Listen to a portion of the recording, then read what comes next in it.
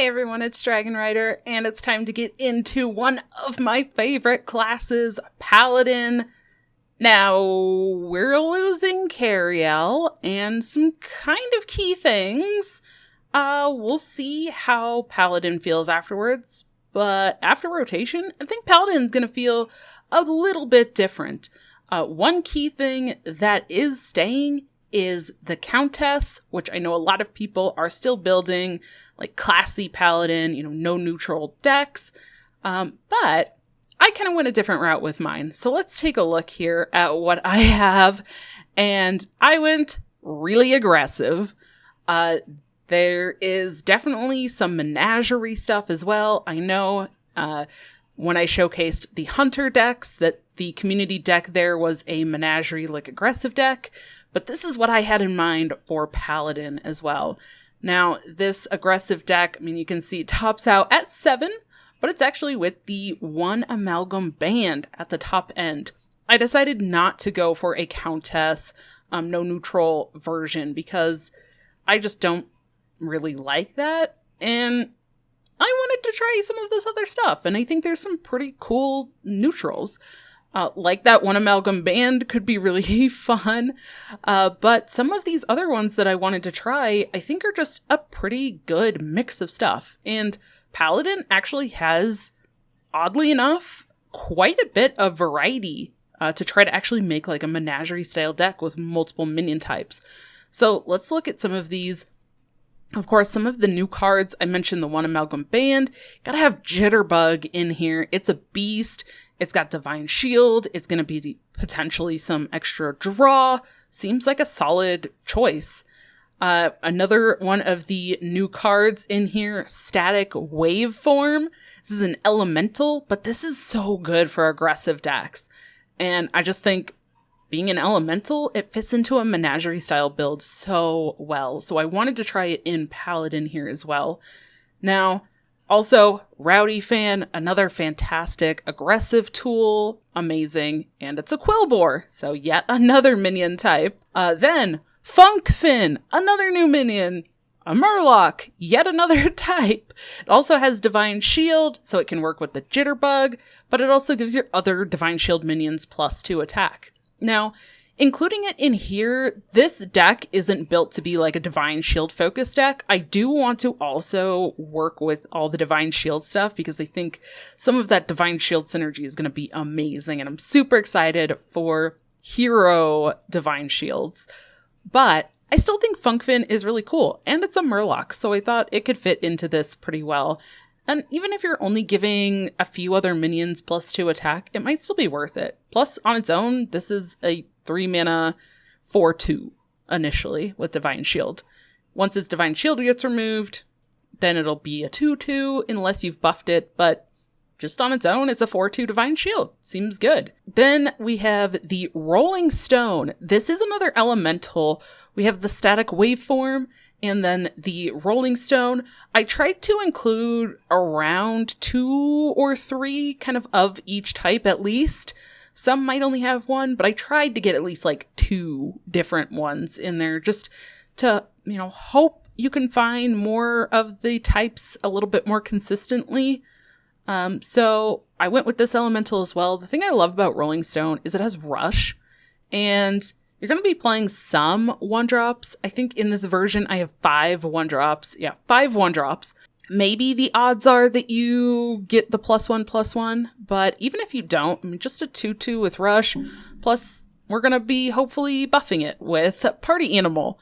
So hopefully it's already a +1/+1 benefit anyways before getting that discount. If you do get the discount, it's going to be even better, or the additional for playing a 1. But just getting a buff on it even once, I think would be pretty great because of that Rush.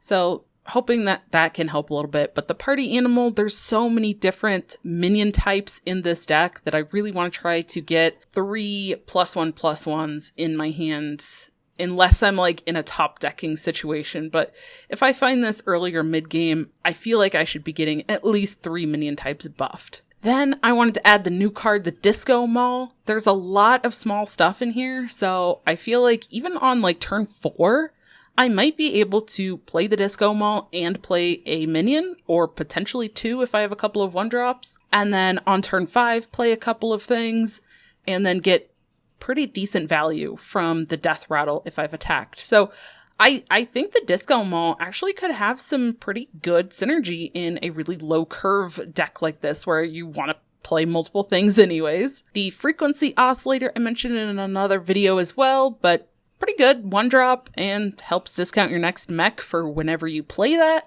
Really good for a Menagerie style deck where maybe it's another 3 or 4 turns before you play a mech, but it's going to be discounted still. So I really like this one. And then the Click Clocker in here as well. Now looking through cards that aren't new, but this is just a mech. It's got the Divine Shield potential. It's a 1-drop, so lots of added benefit here. The Sinful Sous Chef.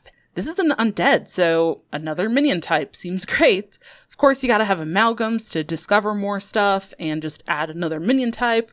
I also wanted to put these Crooked Cooks in here as well because, again, with a lot of these aggressive decks, seems pretty likely that I can do 3 damage on a turn and get some extra draw. And something like Crooked Cook into the turn 3 of the Rowdy Fan would be a fantastic curve. So I really hope I get to pull that off playing this deck. Then, of course, just a little bit of buffing, giving some extra attack, even the hero, a little bit of attack. If I play this without having the Maul equipped, it's 2. But if I do have the Maul equipped and I play a 4 Quel'Thalas, I have 4 attack to try to hit into something and clear, or 4 damage for face. And then, of course, another old card, Bronze Explorer, but it's a dragon. So adding another, yet another minion type in there also discovers another dragon. So the amalgams, the Bronze Explorers, some draw mechanic in here with the Divine Shields, and hopefully getting like Jitterbugs and Divine Shields to draw, getting the Crooked Cooks, and then the other draw mechanic that I have is 2 Treasure Guards. So these serve as a taunt, as like a little bit of stall to draw to my other stuff. These serve as an additional draw mechanic, and as Nagas for that menagerie. So I think there's a lot of different things in here, and it's got this really, really low curve. I mean, it's essentially 1 through 4, and then that single, what is it? The 1 amalgam band, and that's it. So it's a very, very low curve deck, but the idea for this one is get out on the board very quickly, ideally get a bunch of draws and kind of cycle through and draw those other things. Hopefully be ending the game really quickly with just a consistent early board. And then moving into our community deck. Thank you so much, Matcha Dog, for this deck. Now, I did have multiple people submit some Paladin decks, and I reviewed them. They were all kind of similar. They all were the classy Paladin, right? So they all had no neutrals, very similar packages, but a few differences. So thank you so much to those who submitted the Paladin decks. It was hard to choose because they were all so good, but this one was really, really interesting. The idea of putting the Countess package with a big Paladin package is fascinating to me. So I chose this deck. I want to look at this because, okay, Flight of the Bronze, fantastic Paladin card. I think especially going into a 4-set meta, going to be, pretty solid. Of course, like Equality, right, Consecration, pretty staples for Paladin, especially with Consecration going to 3 mana from 4 now, being put in the core set at 3. So it seems like, some pretty good tools there. Also, Hand of a Doll coming back into the core set. Great card. Honestly, I might put Hand of a Doll into my Menagerie deck as well, just because it's so good. And getting some buffs and card draw is fantastic. And, okay, things like the Flash of Light, additional draw, seems great. Now we start getting into the rest of this. Again, Countess. So these are all Paladin cards. There's no neutrals whatsoever. some of this is a little bit more consistent. We've already been seeing the Curator. We've already been seeing Blood Crusader and Countess and Anachronos. We've already been seeing Leviathan and Light Ray. So that all kind of seems pretty straightforward.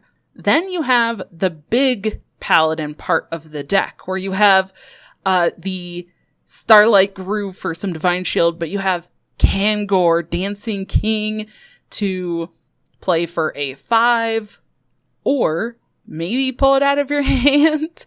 But if you play this, you get to swap. So the idea is to have Kangor as kind of the cheapest minion. Pull this bigger stuff out of your hand with that Death Rattle. So being able to play the Kangor, kill it off, and pull like Leviathan and give Leviathan lifesteal when it has Rush on it. That sounds amazing. Pulling the Anoyo troop out of your hand with that Kangor, giving it lifesteal, and then getting to replay the Kangor seems really cool. It's kind of interesting, though, to me, looking at this deck, because you have, again, the kind of package that we've already been working with mixed with a big Paladin package. And Order in the Court, if you play this, it reorders your deck, you draw the highest cost thing, which probably is going to be like the Light Rays or Anoyo troops. Okay. But if you play the Order in the Court and then are drawing these, you either have to just play them from your hand for their full mana cost. I guess the Light Rays you get discounted, but like the Anoyos, the Leviathan, Countess, you'll play from your hand for the cost, or you have to wait till you start getting into the Blood Crusader, this Lead Dancer, another new card, that when it dies, you summon something from your deck, and then the Kangor. But the odd thing is that if you play the Order in the Court and you're drawing these things, the Kangor and the Curator for draw and the Lead Dancer to pull the things out of the deck kind of end up being at the back end when you would want to play those things first before you draw the other big minions. And at first I thought that seems kind of counterintuitive, right? To put both of these packages together. You wouldn't want to play the Order in the Court and draw those things, and then your Lead Dancer and that stuff are kind of dead. But I think what this does is this actually creates two different win conditions, which actually might make this type of deck more consistent, which sounds really weird. But we've had decks like this, and sometimes even the Paladin that we've had before, if you don't draw Order in the Court, it feels really bad, right? Or you can kind of struggle. And then once you get Order in the Court and you got to Cariel and Countess and all of that, it smoothed out. But I think with this package, I think some of this stuff kind of fills in and helps with that delay and the stall.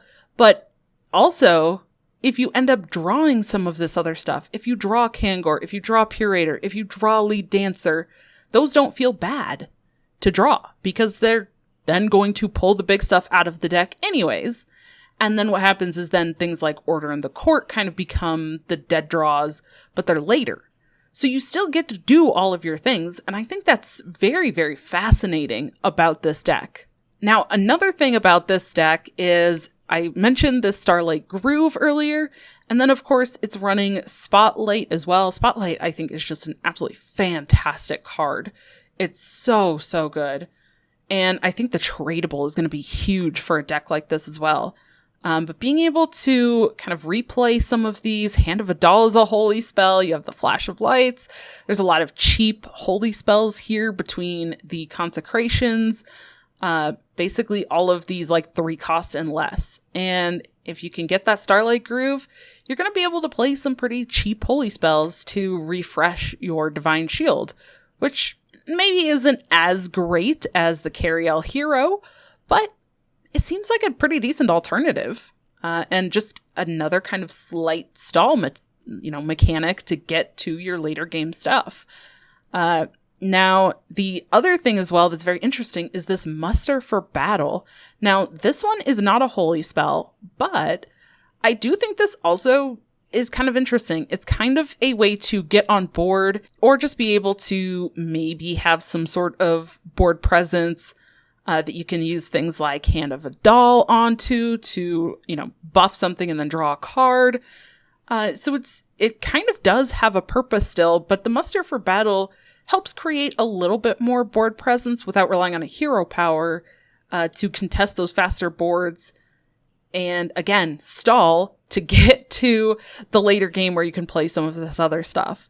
So I think initially looking at this deck was like, don't those counteract each other? The kind of Countess package and the big minion package, they seem like they're working against each other. But I think that gives the deck more consistency in being able to probably win games no matter the matchup.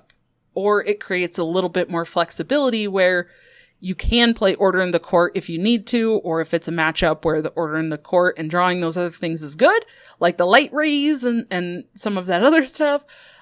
Or you can just hold off on Order in the Court if you have it, because maybe you have like Lead Dancers or Kangor or something in your hand, or you've drawn a lot of the top end already, and maybe you just don't really want to play Order in the Court at that point. You can just go for your other kind of side of the deck.